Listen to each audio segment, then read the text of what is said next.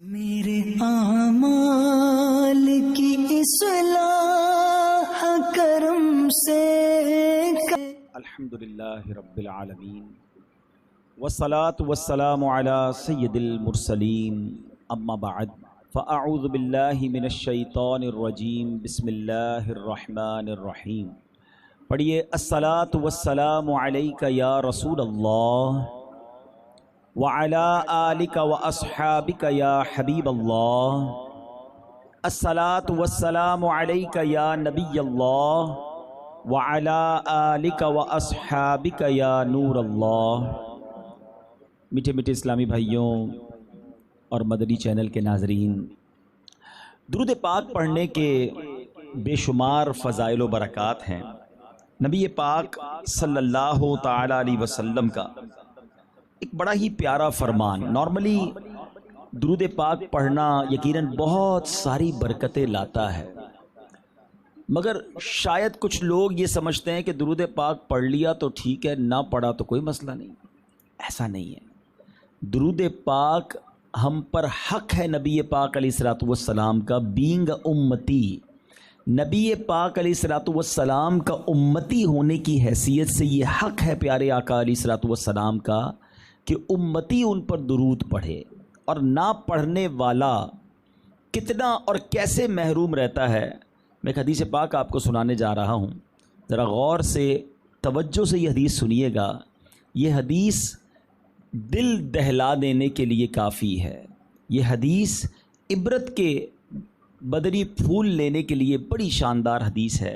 میرے آقا مدینے والے مصطفیٰ صلی اللہ تعالی علیہ وسلم کیا فرماتے ہیں؟ آقا فرماتے ہیں لا یرا وجہی ثلاثۃ اقوام، میرا چہرہ قیامت کے دن تین قسم کے لوگ ہوں گے جو نہیں دیکھ سکیں گے. اب ذرا غور کیجئے، قیامت کے دن جو نبی پاک علیہ الصلوۃ والسلام کا دیدار ہی نہیں کر سکے گا، اس سے بڑا محروم کون ہوگا؟ وہ کون سی ہستی ہے جس نے روز قیامت میں کام آنا ہے؟ شافع روز محشر صلی اللہ تعالیٰ علیہ وسلم ہمارے آقا علیہ الصلوۃ والسلام ہی تو ہیں. شفاعت انہوں نے کرنی ہے. پل صراط سے جب امتی گزر رہے ہوں گے تو رب سلم کی صدائیں انہوں نے بلند کرنی ہے. پیاسوں کو جام کوثر انہوں نے پلانا ہے. ہم نے تو یوں سمجھیے کہ اپنے سارے پرابلم سالو کروانے نبی پاک علیہ الصلوۃ والسلام سے محشر کے دن. لیکن اگر امتی نبی پاک کا قیامت کے دن دیدار ہی نہ کر سکا تو اس سے بڑی محرومی کیا ہوگی؟ سیدی اعلیٰ حضرت امام اہل سنت لکھتے ہیں نا کہ سنتے ہیں کہ محشر میں صرف ان کی رسائی ہے، گر ان کی رسائی ہے لو جب تو بنائی ہے. آقا علیہ الصلوۃ والسلام ہی سب کچھ ہے وہاں ہمارے لیے. لیکن اب نبی پاک فرما رہے کہ ایسے تین قسم کے لوگ ہوں گے جو روز قیامت میرا چہرہ بھی نہیں دیکھ سکیں گے. اب ذرا سارے ناظرین غور کریں کہ ان تین قسم کے لوگوں میں کہیں ہم تو شامل نہیں. نبی پاک فرماتے ہیں احدھا، پہلا کون ہوگا؟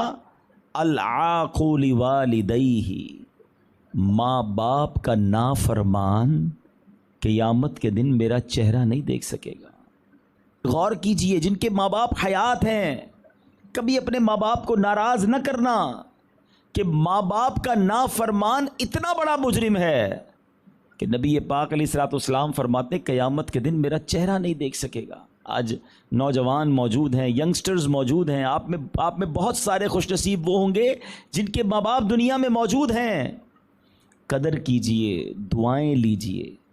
یاد رکھیے جس کے ماں باپ راضی اس سے اس کا رب راضی، جس سے ان کے ماں باپ ناراض اس سے اس کا رب ناراض. کبھی کسی صورت بھی ماں باپ کو ناراض نہ کیجئے. ماں باپ ہیں تو خدمت کر لیجئے. یقین جانیے جب چلے جاتے ہیں نا پھر بہت یاد آتے ہیں، پھر احساس ہوتا ہے کہ اور خدمت کرتا اور دعائیں لیتا. تو آج ہیں تو دعائیں لے لیجئے. یہ تو وہ ہستیاں ہیں جن کا دیدار کرو تو مقبول حج کا ثواب مل جاتا. اللہ پاک مجھے اور آپ کو جن کے والدین حیات ہیں ان کی خوب قدر کرنے کی توفیق عطا فرمائے. دوسرا کون ہوگا؟ جو میرے آقا علیہ الصلوۃ والسلام فرماتے ہیں قیامت کے دن میرا چہرہ بھی نہیں دیکھ سکے گا. نبی پاک فرماتے ہیں والثانی تارک سنتی، میری سنت کا چھوڑنے والا، سنت کے ترک کرنے والا قیامت کے دن میرا چہرہ نہیں دیکھ سکے گا۔ غور کریں وہ اسلامی بھائی جو سنت سے دور رہ کر زندگی گزار رہے ہیں، بلکہ ایک آج کل تو بڑی عجیب سی ایک ذہن سازی لگتا ہے کر دی گئی ہے کہ لوگ آپس میں بات کرتے ہوئے کہتے ہیں یار سنت ہی ہے نا، فرض تو نہیں، چلو چھوڑ دیتے ہیں۔ یعنی سنت کا نام جہاں آتا ہے وہاں بندہ ریلیکس ہو کے کہتا ہے یہ تو کرنی نہیں ہے۔ علماء بیٹھے ہیں، خاص طور پہ حج عمرے میں جب ہم جاتے ہیں تو وہاں جب مسائل پوچھنے لوگ ہمارے پاس آتے ہیں تو وہ یہی سوال کر رہے ہوتے، بھائی دم تو نہیں ہو جائے گا، کوئی جرمانہ تو نہیں دینا پڑے گا؟ جب ہم ان کو بتاتے ہیں یہ عمل سنت ہے تو کہتے ہیں سنت ہی ہے نا، اور پھر اس کو چھوڑنے کی طرف چلے جاتے ہیں۔ سنت کو چھوڑنے والے کے بارے میں نبی پاک فرماتے ہیں کہ میرا چہرہ قیامت کے دن نہیں دیکھ سکے گا۔ ایک بات ہمیشہ یاد رکھیے گا، عشق جو ہے نا وہ اطاعت کے بغیر کمپلیٹ نہیں ہو سکتا۔ ایسا ہو ہی نہیں سکتا کہ میں کسی سے محبت بھی کروں اور اس کی بات بھی نہ مانوں، یا تو پھر میں عشق نہیں کرتا۔ دنیا میں جو جس سے محبت کرتا ہے نا، بندہ کہتا ہے نا آپ کے لیے جان حاضر، آپ حکم تو کریں، آپ کے لیے سب کروں گا کیونکہ آپ سے محبت ہے۔ دنیا میں جس سے محبت ہو جائے بندہ اس کی ہر بات مانتا ہے۔ تو جو رسول پاک علیہ الصلوۃ والسلام سے محبت کا دعویٰ کر رہا ہے، کلیم کر رہا ہے، اس کی زندگی میں تو سنتیں نہیں ہیں۔ اچھا اب ذرا غور کیجئے گا، سنت کی اہمیت پر میں آپ سے بات کر رہا ہوں۔ ایک طرف نبی پاک فرما رہے سنت کو ترک کرنے والا میرا چہرہ نہیں دیکھ سکے گا، اور ایک طرف نبی پاک کی وہ مشہور حدیث ہے کہ جس نے میری سنت سے محبت کی اس نے مجھ سے محبت کی، اور جس نے مجھ سے محبت کی کانا معی فی الجنہ، کہ وہ جنت میں میرے ساتھ ہوگا، جنت میں میرے ساتھ جائے گا۔ اب خود فیصلہ کر لیجئے کہ ایک راستہ وہ ہے جس میں نبی پاک فرما رہے چہرہ بھی نہیں دیکھ سکے گا، اور ایک راستہ وہ ہے جس میں آقا فرماتے جنت میں بھی ساتھ جائے گا، اور یہ سنت پر عمل کرنے والا راستہ ہے۔ آج کے اس پرفتن دور میں، فیشن بھرے ماحول میں، اللہ سلامت رکھے دعوت اسلامی کے مدنی ماحول کو، جو بار بار ہمیں سنتوں کا درس دیتا ہے، بار بار یہ مدنی ماحول بلاتا ہے کہ آؤ سنت کے مطابق زندگی گزارو۔ اب وہ تیسرا شخص جس کے بارے میں نبی پاک علیہ الصلوۃ والسلام فرماتے ہیں کہ قیامت کے دن میرا چہرہ بھی نہیں دیکھ سکے گا، آقا علیہ الصلوۃ والسلام فرماتے ہیں من ذکرت عندہ فلم یصلی علی، وہ شخص جس کے سامنے میرا ذکر ہوا اور اس نے مجھ پر درود نہ پڑھا، بروز قیامت وہ چہرہ نہیں دیکھ سکے گا۔ اب غور کر لیں جتنے یہاں ناظرین موجود ہیں، حاضرین موجود ہیں، کہ ہم پورے دن میں کتنی بار نبی پاک علیہ الصلوۃ والسلام کا ذکر کرتے ہیں، کتنی بار درود پڑھتے ہیں۔ آج ہی کا دن دیکھ لیجئے، محفل نعت میں آئے تو چلے نعت خواہ نے پڑھایا، آپ نے پڑھ لیا، مگر صبح سے لے کر شام تک آپ نے کب اہتمام سے درود پاک پڑھا؟ پورا پورا دن، ہفتہ، مہینہ گزر جاتا ہے کچھ لوگوں کا، مگر زبان پر ذکر و درود نہیں ہوتا۔ ایسا نہ ہو کہ قیامت کے دن نبی پاک علیہ الصلوۃ والسلام کا دیدار نہ ملے۔ اچھا اب اس کا بھی مفہوم مخالف، اس کے بھی سامنے جو حدیثیں ہیں، سبحان اللہ، ایک طرف فرمایا درود نہ پڑھنے والا چہرہ نہیں دیکھ سکے گا، اور ایک جگہ فرماتے ہیں میرے آقا علیہ الصلوۃ والسلام تم میں سے قیامت کے دن میرے سب سے زیادہ نزدیک وہ ہوگا جس نے دنیا میں مجھ پر سب سے زیادہ درود پڑھے ہوں گے۔ درود پاک تو قرب مصطفیٰ کا ذریعہ ہے صلی اللہ تعالیٰ علیہ وسلم۔ تو آئیے میں بھی نیت کروں اور آپ بھی نیت کریں، چلتے پھرتے اٹھتے بیٹھتے درود پاک اپنی زندگی میں شامل کر لیجئے۔ پرابلمز آتی ہیں، بیماریاں آتی ہیں، پریشانیاں آتی ہیں، یقین جانیے درود پاک یہ وہ وظیفہ ہے جو آپ کی پرابلم، پریشانیاں، مصیبتوں کو لے جاتا ہے۔ اور میں نہیں کہہ رہا، پیارے آقا علیہ الصلوۃ والسلام کا فرمان ہے کہ تم میں سے جو شخص مصیبتوں اور پریشانیوں میں ہو، حدیث پاک کا مضمون ہے، وہ کثرت سے درود پاک پڑھے۔ درود پاک پریشانی اور مصیبت کو لے جاتا ہے۔ دکھوں نے تم کو جو گھیرا ہو تو درود پڑھو، جو حاضری کی تمنا ہو تو درود پڑھو۔ آئیے مل کر بآواز بلند درود پاک پڑھیں گے، صلو علی الحبیب صلی اللہ تعالی۔ بہرحال آج ہم سرور کائنات علیہ الصلوۃ والسلام کی سیرت کے ایک بڑے ہی نرالے، بڑے ہی پیارے پہلو کی طرف انشاءاللہ میں آپ کی توجہ چاہوں گا۔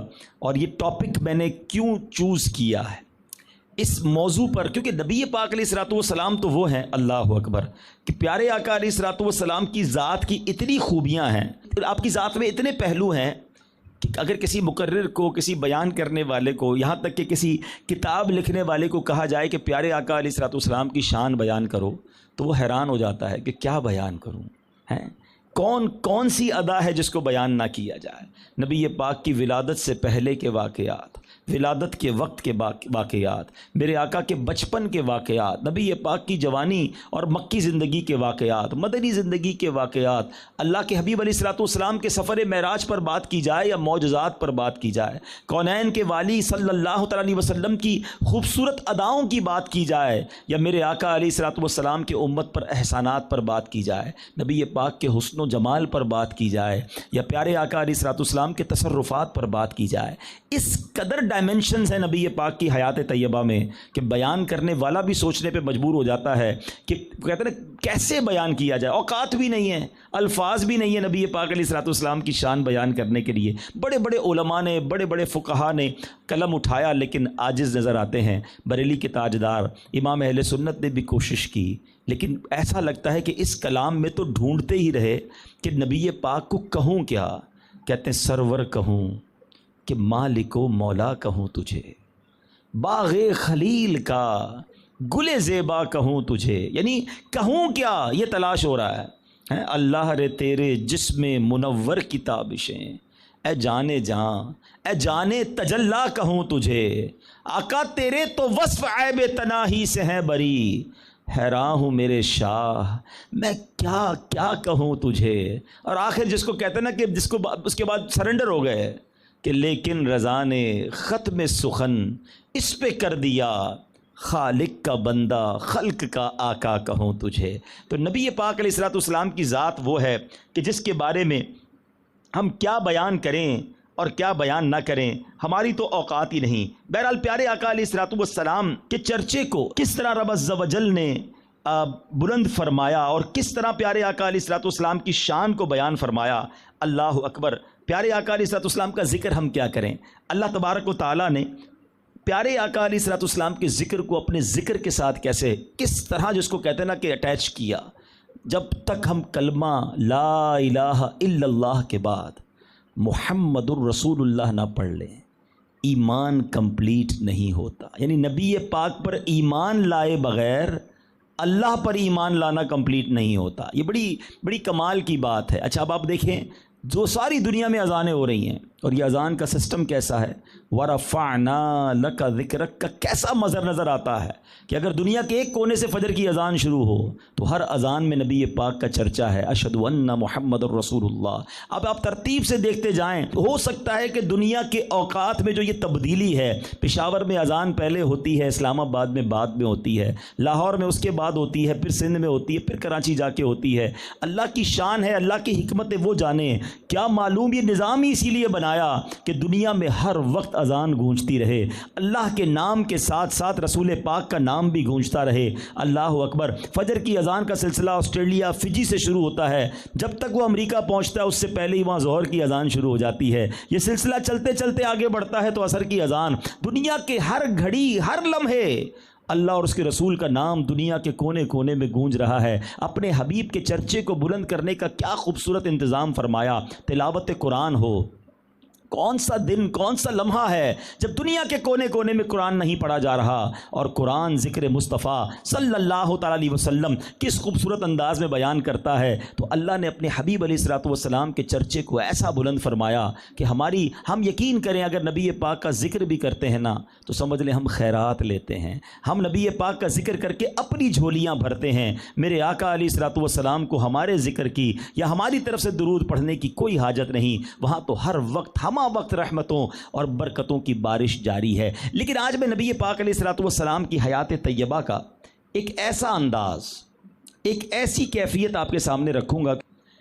نبی پاک علیہ الصلوۃ والسلام کو اللہ تعالیٰ نے بہت زیادہ روحانی طاقت عطا فرمائی، اسپرچول پاور تو ایسا ہے جس کا کائنات میں کسی کے پاس نہیں۔ دنیا میں بڑے بڑے لوگ آئے مگر کسی کے پاس اتنی طاقت نہیں کہ وہ انگلی سے اشارہ کرے تو چاند چلنا شروع ہو جائے۔ اچھا طاقت جو ہوتی ہے نا وہ جوانی میں جا کر جوبن پر آتی ہے، مگر میرے آقا علیہ الصلوۃ والسلام ابھی جھولے میں ہیں، اور جھولے میں جس طرف انگلی اٹھاتے ہیں چاند اس طرف جانا شروع کر دیتا ہے۔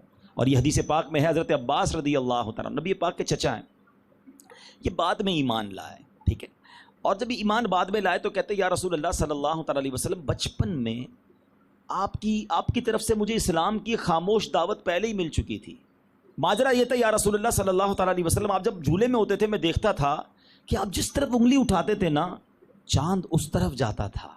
اچھا یہاں بڑی باریک سی اور لطیف سی بات عرض کروں، ہمارے یہاں بھی بزرگ بیٹھے ہیں، ہم میں سے بعض اوقات ہمارے رشتہ دار ہمیں بزرگ ملتے تو کہتے ہیں بچپن میں تم یہ کرتے تھے، کہتے ہیں اچھا بھائی کرتے ہوں گے، پتہ تو ہے نہیں، آپ کہہ رہے ہیں آپ نے دیکھا تھا، ہم تو چھوٹے تھے ہمیں کیا معلوم، بچپن کی باتیں ہمیں یاد نہیں رہتی۔ حضرت عباس رضی اللہ تعالیٰ عنہ کہتے ہیں حضور میں نے آپ کو جھولے میں دیکھا تھا، آپ جدھر انگلی اٹھاتے تھے چاند اس طرف چل پڑتا تھا۔ نبی پاک نے یہ نہیں کہا چچا آپ کو معلوم مجھے یاد نہیں، اللہ اکبر۔ اللہ کے حبیب علیہ الصلوۃ والسلام فرماتے ہاں میرے چچا میں چاند سے باتیں کرتا تھا، چاند مجھ سے باتیں کرتا تھا، میں چاند کی تسبیح کو سماعت کرتا تھا۔ ارے نبی پاک علیہ الصلوۃ والسلام بچپن میں جھولے میں ہیں، پاور دیکھو کہ انگلی اٹھائیں تو چاند چلنے لگ جائے، چاند کی گفتگو جو جھولے میں سن لے۔ پیارے آقا آج بھی ہمارے درود و سلام سنتے ہیں اور ہم پر نگاہ رحمت فرماتے ہیں، جبھی تو بریلی کے تاجدار لکھتے ہیں کہ دور و نزدیک کے سننے والے وہ کان، کان لعلے کرامت پہ لاکھوں سلام۔ میرے آقا کے بچپن کا یہ عالم ہے، اللہ اللہ وہ بچپنے کی پھبن اس خدا بھاتی صورت پہ لاکھوں سلام۔ تو میں نبی پاک کے اگر اسپرچول پاور گنوانا شروع کروں، روحانی تصرفات کہ زمین پر کھڑے ہو کر اشارہ کر کے چاند کو دو ٹکڑے فرمائیں، دعا فرمائیں تو سورج کو پلٹا دیں، آقا دعا فرمائیں تو بارش برسے، نبی پاک دعا فرمائیں تو بارش رک جائے،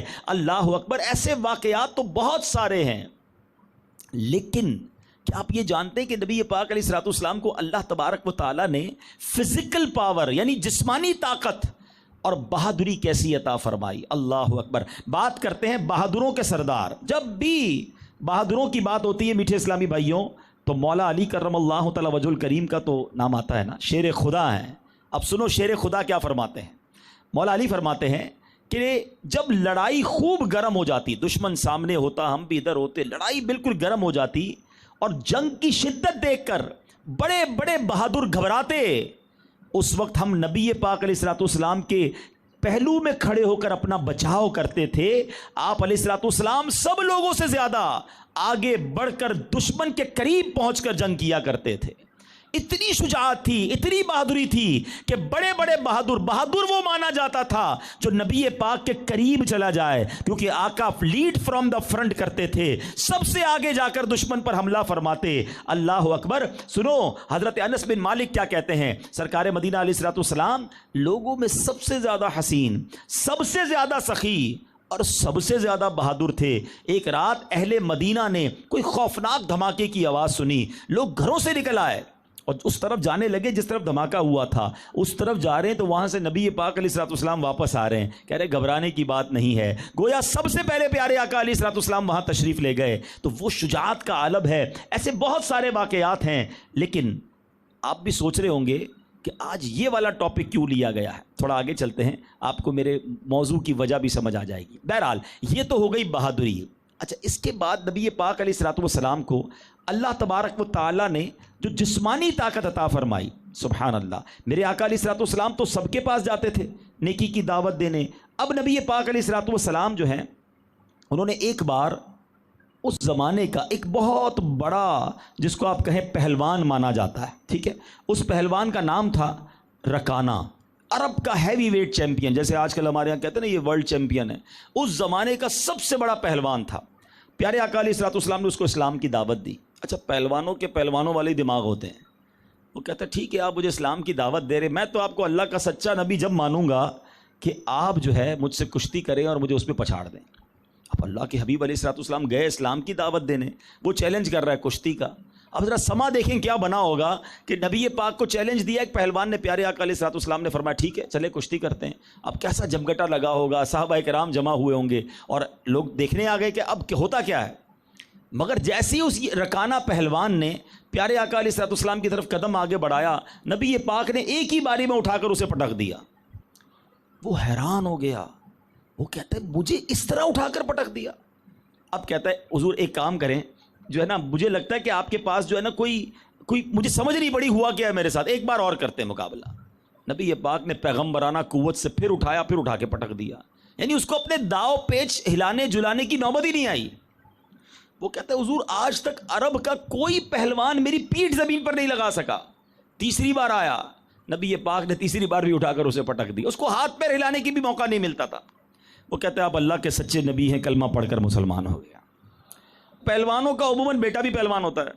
اس کا بیٹا یزید بن رکانہ, یہ بھی مانا ہوا پہلوان تھا. تھوڑے دنوں کے بعد وہ آیا 300 بکریاں لے کر, کہ حضور میں آپ مجھ سے کشتی لڑیے اور مجھے پچھاڑیے, پھر میں مانوں گا آپ طاقتور ہیں. باپ کو تو ہرا دیا تھا نبی پاک علیہ الصلوۃ والسلام نے. اب یزید بن رکانہ آیا. اچھا پیارے آقا مسکرا کر کہتے ہیں اگر میں نے تمہیں گرا دیا مجھے کیا دو گے؟ کہا حضور یہ 300 بکریاں لایا ہوں, 100 بکریاں آپ کو دے دوں گا. پیارے آقا علیہ الصلوۃ والسلام مسکرائے, فرمایا آ جاؤ. پھر وہ آیا, نبی پاک سے ہاتھ ملایا, میرے آقا نے ہاتھ پکڑا, اٹھا کے اسے پٹک دیا زمین پر. شاکڈ, ہکا بکا رہ گیا, یہ کیا ہوا میرے ساتھ ہیں؟ میں وہ جس کا چرچا ہے اور ابھی تو داؤ پیچ لگانے کا موقع ہی نہیں دیا انہوں نے. 100 بکریوں کا وعدہ تھا, اس نے 100 بکریاں دی. کہا حضور ایک اور. کہا اب کیا دو گے؟ اور ایک بار اور 100 بکریاں دوں گا. پیارے آقا مسکرایا, فرمایا آ جاؤ.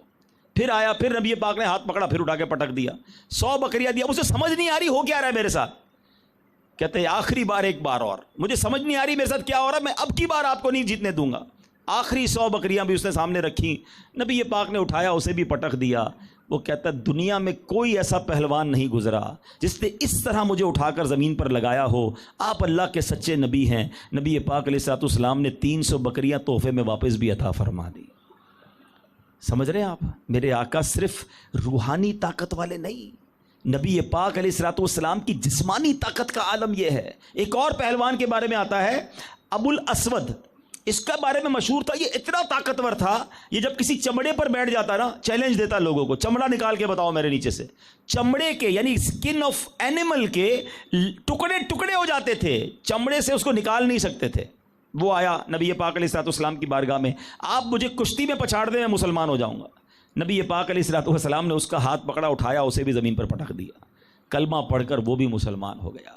اللہ پاک نے اپنے حبیب کو ایسا بنایا ہے, وہ خدا نے ہے مرتبہ تجھ کو دیا, نہ کسی کو ملے نہ کسی کو ملا, کہ کلام مجید نے کھائی شہا, تیرے شہر و کلام و بقا کی قسم, تیرا مسند ناز عرش بری, تیرا محرم راز روح امی, تو ہی سرور ہر دو جہاں ہے شہا, تیرا مثل نہیں ہے خدا کی قسم.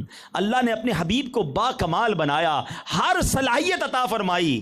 اب میرے بیٹے اسلامی بھائیوں, علماء بیٹھے ہیں, بڑا مشہور واقعہ, طاقت مصطفیٰ, سبحان اللہ ہیں. غزوہ خندق کا موقع ہے. صحابہ کرام کو حکم دیا گیا کہ خندق کھودی جائے.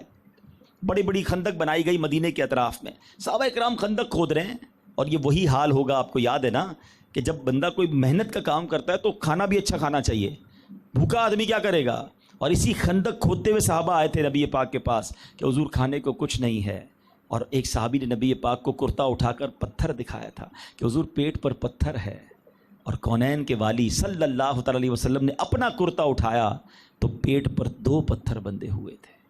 درس ہے ان لوگوں کے لیے جن کی کبھی کھانے پینے میں کمی رہ جائے, کاروبار میں کمی ہو جائے, روزگار میں کمی ہو جائے, تو زبان پر شکوے, شکایات, کمپلین, کہتے اللہ نے دیا ہی کچھ نہیں, پیچھے رہ گیا. زبان پر شکوہ, اللہ نے بہت دیا, ہمیں لاکھوں کروڑوں سے اچھا بنایا ہے. اللہ کے حبیب علیہ الصلوۃ والسلام اور صحابہ پیٹ پر پتھر باندھ کر رہتے تھے, کئی دل فاقہ ہوتا تھا. بتاؤ میری اور آپ کی زندگی میں کب یہ موقع آیا کہ ہم نے پیٹ پر پتھر باندھ کر رات گزاری ہو؟ مگر شکر نہیں ہے زبان پر, اللہ کی بارگاہ میں کمپلینز ہیں. اور یاد رکھو جو ناشکری کرتا ہے نا اس کو نعمتیں نہیں ملتی. اللہ نے قرآن میں وعدہ فرمایا ہے, لَإِن شَكَرْتُمْ لَأَزِيدَنَّكُمْ, تم میرا شکر ادا کرو میں تمہیں اور عطا کروں گا. تو شکر گزار بن جائیے, جو دیا رب نے بہت دیا ہے. میں آپ کو صحیح بتاؤں, جتنے لوگ یہاں آئے نا, آپ جیسی زندگی گزار رہے ہیں نا, ایسی زندگی گزارنے کے لاکھوں لوگ خواب دیکھ رہے ہیں. جی جناب, ہو سکتا ہے آپ کہیں یار یہ کیسی بات کر رہے ہیں مولانا صاحب, میں تو قرضے میں ہوں, بے روزگار ہوں, کرائے کے گھر میں رہتا ہوں, میری جیسی زندگی گزارنے کا کون خواب دیکھ رہا ہے؟ پیارے بھائیوں, آپ سب پیدل چل کر آئے ہیں. کئی ایسے ہیں جن کے پاس پیر ہی نہیں ہیں. آپ سب اپنے ہاتھوں سے کھانا کھاتے ہیں. کئی ایسے ہیں جو اس وقت ہاسپٹل میں ہیں جن کو نالیوں کے ذریعے خوراک دی جا رہی ہے. کھانا کھا کر اس کی فراغت میں اور آپ آسانی سے کر رہے ہیں. کئی لوگ وہ ہیں جن کو نالیوں کے ذریعے ان کی حاجات سے فارغ کیا جاتا ہے. یہ شکر نہیں ہے اللہ کا؟ کتنی بڑی بڑی بیماریاں لوگوں کو اللہ نے اس سے بچایا ہوا ہے, اور ہم کہتے ہیں ہم پیچھے رہ گئے, ہم محروم ہیں. نہیں جناب, شکر. بہرحال غزوہ خندق کا موقع ہے. صحابہ سے ایک چٹان نہیں ٹوٹ رہی تھی. سارے صحابہ نے مل کر کوشش کر لی, بہت بڑی چٹان تھی. اچھا صحابہ بھی کمال کے تھے, ان کو جو چاہیے ہوتا تھا نا, نبی پاک علیہ الصلوۃ والسلام کے پاس آتے کہ حضور چٹان نہیں ٹوٹ رہی. نبی پاک تشریف لے گئے, کدال اٹھائی, ایک روایت کے مطابق بسم اللہ شریف پڑھ کر میرے آقا نے ایک بار مارا, چٹان ریزہ ریزہ ہو گئی. اور ایک روایت